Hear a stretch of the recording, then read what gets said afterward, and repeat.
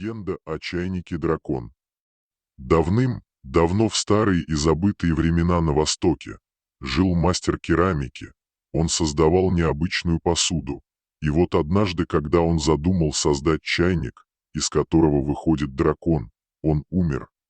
Но переродился мастер в юношу другой части света, на стыке веков, 20 и 21 века, и мысль его воплотилась в керамику.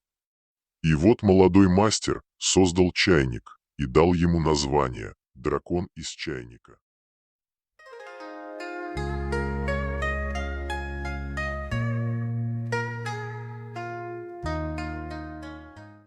The Legend of the Dragon Teapot. A long time ago, in the old and forgotten times in the East, there lived a master of ceramics. He created unusual dishes, and then one day, when he decided to create a teapot from which a dragon appears, he died.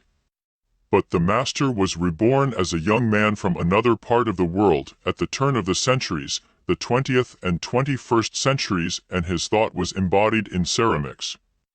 And so the young master created a teapot, and gave it a name, Dragon from a Teapot.